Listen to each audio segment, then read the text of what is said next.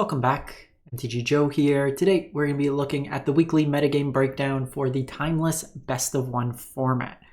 So we will cover the highest win rate decks, we'll look at the popularity of decks, we're going to get this data from Untapped.gg, what you see on the screen, companion tool that runs alongside Arena's client, aggregates users' win rates, gives you your cross stats, then gives us cumulative scores that we can look at in this effect. So we'll cover this all today. I'll paste the deck lists and timestamp them as well. So if you'd like to copy paste them and net deck to your heart's content, please do so. Quick favor to ask. In the last couple of videos, I've been having some audio issues. I think I fixed it again. But if there is throughout the course of the video any cutouts in my voice, please just let me know.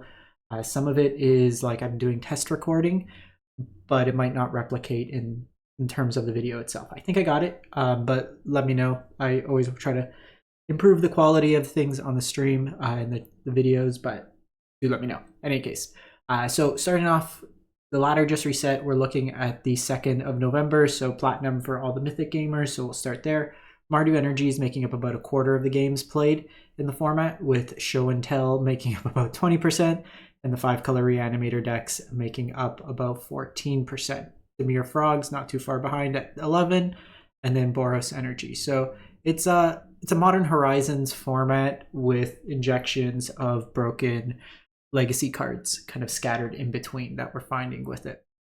It's been fairly consistent. Like if we're looking at this, the Show and Tell decks have been towards the top. We see kind of a switch here, which is kind of interesting because typically the Show and Tell decks do very well against energy decks just because they can combo out, disregard a lot of what they're doing.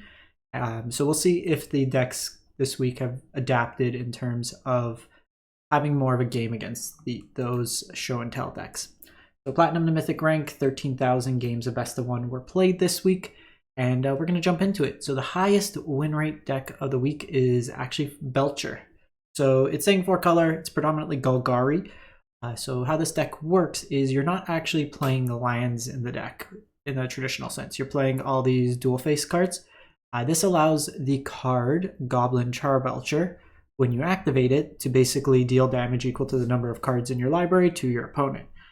You can get this out, I believe, as early as turn 2 if you have Channel in hand with Belcher. You basically pay the life to do it. You can also have lines where you play an artifact on 1, able to generate enough through Dark Ritual and the land to beseech the mirror the artifact to find your channel to Belcher. So there's a number of lines you can kind of go in that regard. But beseech could sack all these cheap artifacts that helps you kind of find your stuff. Channel cheats out mana. Demonic Tutor. Grim Tutor is a card we haven't really seen much play in these decks, but another tutor effect. You also have the ability to Iron Crag to generate the mana to Belcher as well. Leyline for protection against discard effects, burn effects, like an Ajani, just 0 ability would also hit you in that regard. And then we have Pact of Negation as another protection style effect. So we're gonna then take a look at the next deck, and it's Rakdos Breach. So we did see a Jund Breach with Malevolent Rumblings. That one's got a lot lower win rate this week. It's in like the 50s, mid 50s% win rate. Going more traditional, this is leveraging an energy package as well. So you have Amped Raptor, Unstable, Amulet as both ways to kind of get some card advantage. Amulet also plays pretty nice because any card you cast with Underworld Breach, because the Amulet cares only that you cast a spell from anywhere other than your hand. It doesn't necessarily need to be exiled with the Amulet itself. So by virtue of this, you are able to leverage the Amulet, ping your opponent a lot. So even if you're not going for the full loop of like generating tendrils enough storm, you could potentially ping your opponent out. You self-mill yourself with like Stitcher Supplier, DRC can mill stuff over, Diabolic Intent, Demonic Tutor. So interesting, this version's only got 1 Diabolic Intent. Intent usually allows you to kind of establish loops of bringing back the Stitcher, sacrificing it to get enough fodder to keep doing it again and again, while chaining Dark Rituals together. But interesting kind of alternative build of the deck. I don't know how good Haunted Ridge is or the Cavern of Souls in this particular list. I don't think you'd want either of those. The Ridge only comes into play turn 3, where you usually want to win turn 2 or 3. there's the feasibility to do so in the deck. You can definitely get away with playing more fetches, and it seems like that's the constraint of this mana base right now, is not playing enough fetches. The fetches do enable more fodder to the Underworld Breach, so you could definitely kind of revise this mana base, like the Verges, the Haunted Bridge, the Cavern of Souls. Those should all be kind of replaced by various fetch lands. Have you the full set of Blood Crypts, so the mana base could definitely be revised in this particular list, but the main board looks pretty interesting. Like I said, I think I would maybe try to go up one more Diabolic Intent for consistency's sake, but I mean, it's winning to some degree. Mardu Energy, 73% on this one here. So the Mardu versions give you access to Bowmasters, Juggernaut Peddler for discard effects, as well as Cthulhian Nightmare that creates kind of sacrifice loops. You sometimes see Marionette Apprentice in here as another kind of drain effect.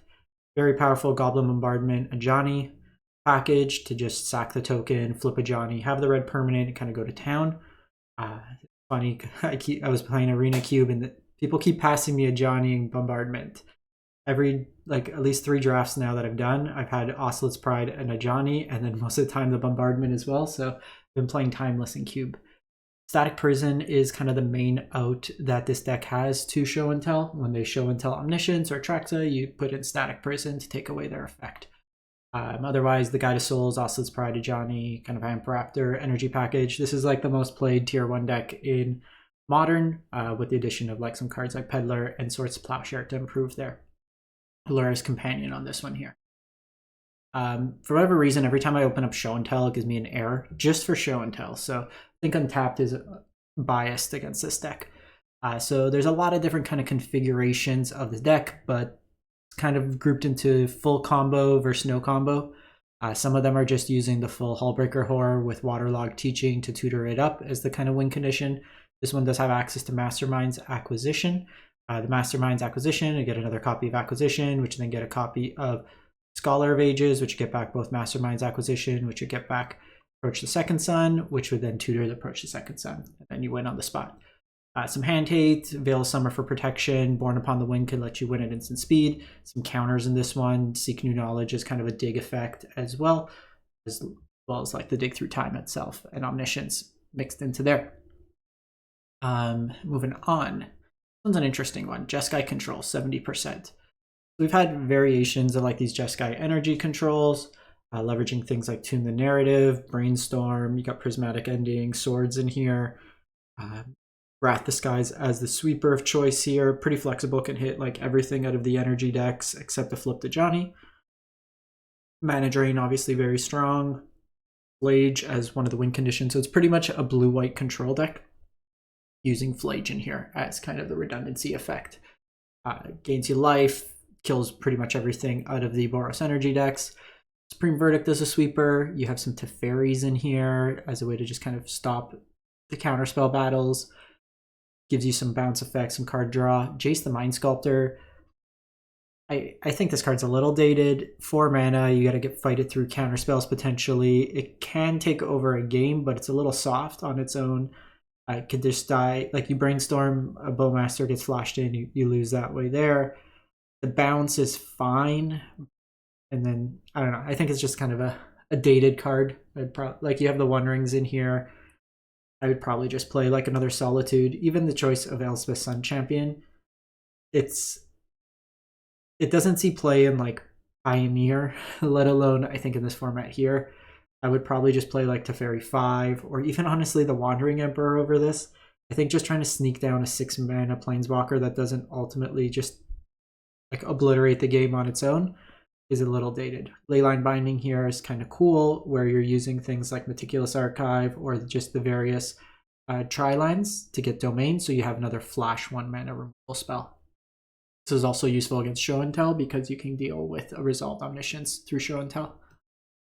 So we have 5-color Reanimator. So this deck here is really a Rakdos combo deck. So Dark Ritual, can you believe Dark Ritual is being played in a combo deck?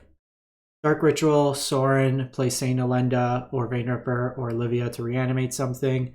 You can go Strike It Rich, Dark Ritual, Buried Alive, get 3 Phoenix back on the first turn. You can use some combination of like discard effects. You have Atraxa, you have the Reanimate package. Noxious Revival was in the most recent special guest. It's another free spell. You can put cards on top of your library, but basically just lets you rebuy and be another free spell along with Surgical Extraction to hit that third spell cast for Arclight Phoenix in case you don't have the Strike It Rich. But it's very much an aggressive mulligan deck. Try to find your key pieces, try to combo it on turn one, and just present like, you know, here's my 6-drop, 7-drop handful of Phoenix, now deal with it. And kind of try to win through that route. Dimir Frog. So kind of the tempo deck. I think this deck's much better suited in best of 3 because you can really configure your elements. It's very strong cards. Built around Psychic Frog. We have Tamiyo in here. This particular version's on no Nethergoyf. It's got 2 Snapcasters and the full set of Bowmasters, a couple Baleful Strix as well. So kind of the Baleful Strix filling that Nethergoyf role.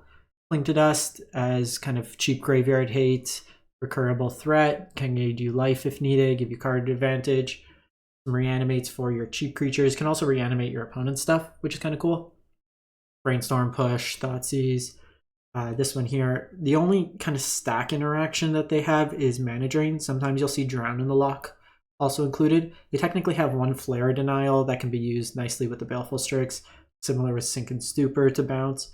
I do like Drown in the Lock. I think it's pretty flexible in the sense that you can use it both in both kinds of matchups. If they've already resolved stuff, it can be removal against like the aggressive decks, but then also a counterspell versus Show and Tell. We then go to a second version of Dimir Frog. So this is kind of a Dimir Reanimator deck, kind of smaller ball, which I thought was kind of cool. It's different enough to kind of highlight. So you have both Reanimate and Unearth. And what you're trying to do is cheat into play Oculus without having to deal with the condition of paying, like exiling 6 cards. So Overlord of the Baelmerk can mill over, Aven Heart Stabber. This one's an interesting one. I don't think it's timeless playable necessarily, but 2 mana, 1/1. If there are 5 or more mana values in your graveyard, it gets +2/2 in Death Touch, so it becomes a bigger Baleful Strix in a way. When it dies, you mill 2 cards and then draw a card. Maybe better as Bowmaster. It's pretty soft and plays you further into opponent's Bowmasters.